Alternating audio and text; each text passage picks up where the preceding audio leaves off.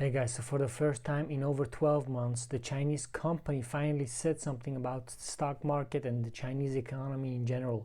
They vowed that they want to ensure stability in capital markets, support overseas stock listings, resolve risks around developers, and complete the crackdown on big tech as soon as possible. The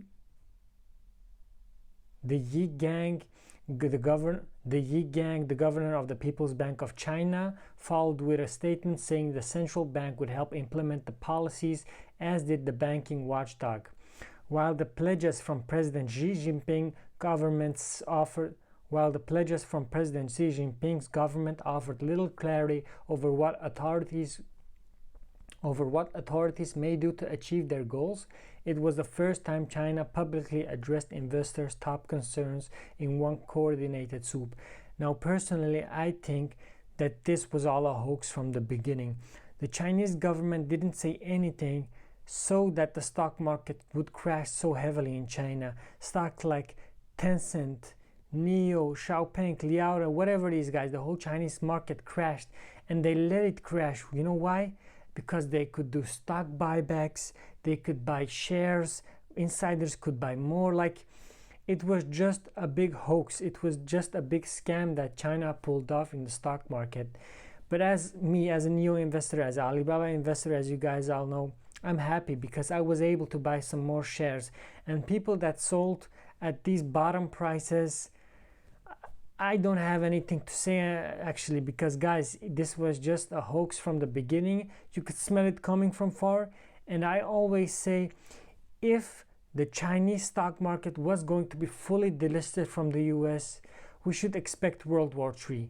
And if World War III hits, the thing you should be worried the least is your money in the stock market, because then you gotta be worried about your life, basically. In other news, China is trying to buy oil in yuan from Saudi Arabia.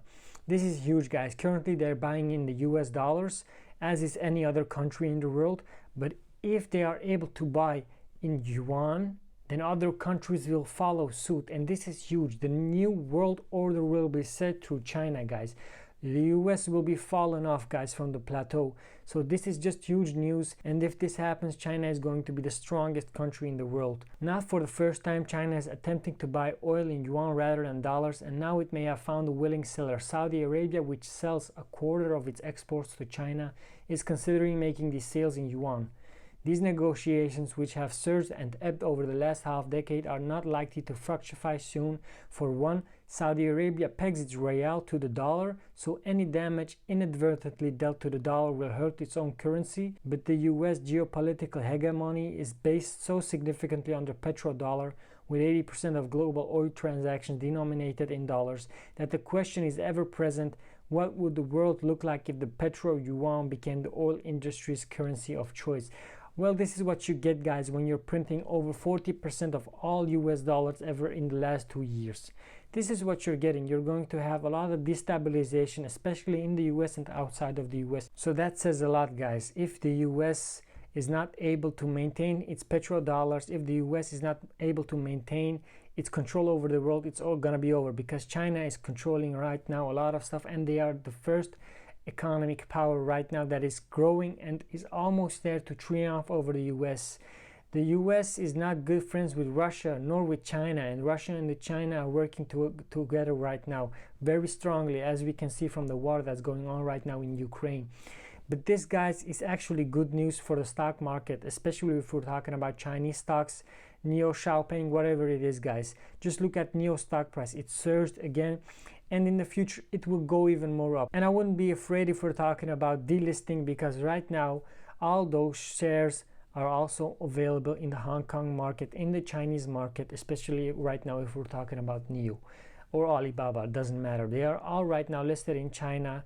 And if China becomes the world order, then guess what? The New York Stock Exchange, the Nasdaq, it doesn't even matter anymore. They will be obsolete. They will still be up there. They will still be used. But if China is going to be the world's #1 in a couple of years, then it's just what it is, guys. We got to use the Chinese stock market from now on. And if we're talking about some good stuff, we got this Chinese website called Autohome, which is the largest automotive website in China. They produced a list of the top cars with the best qualities, and NIO got the first place. They only have 49 problems out of 100 cars. This just means that they got 1 out of 2 cars has some kind of issue. This is a very good number, guys, especially when we compare it to other car manufacturers. And an issue doesn't need to be an electric engine going out or something very huge. It just can be a switch to, like something small can be considered an issue. So the article says that aiming for the premium market, NIO has a reputation for good vehicle quality, and a new ranking is another reminder of that.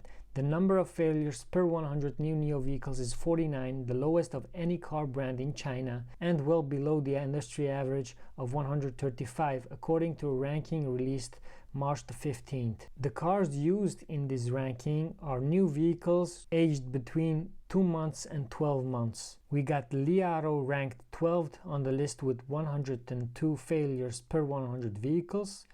BYD got 18th place with 113.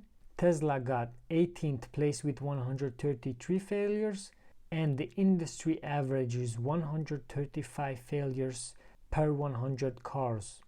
Xiaopeng Motors got 140 failures, which is worse than the industry average, but still better than the Chinese brand average of 149. And among luxury car companies, BMW's numbers of failures per 100 new vehicles was 103, better than the industry average and ranked 13 among all brands. Mercedes-Benz was 125, and Audi's figures were not available, likely because it's above the industry average. So we can look at these numbers and we can see that this is just amazing, guys. NIO ranked first place, and just compare it to not even the Chinese brand, compare it to BMW, which is at 103, and Mercedes, which is at 125. They are twice as good in quality. This is just attesting to the fact that the Chinese produce quality, especially when we're talking about NIO. And to end the video off, guys, we've got some other great news about NIO.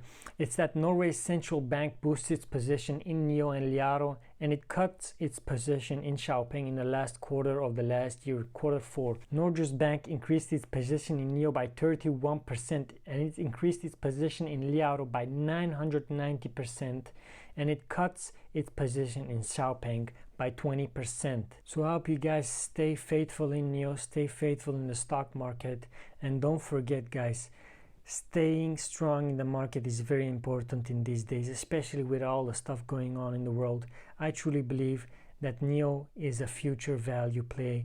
It's a future $300 stocks at least, guys. I truly believe in the value that we're going to get in NIO. And believe me, these car manufacturers that are here in Europe, in the US, they are going to have to move away if they don't change very fast, because NIO is coming like a steam train, guys. Anyway, hope you guys enjoyed the video. I'll see you guys in the next one. Ciao, ciao.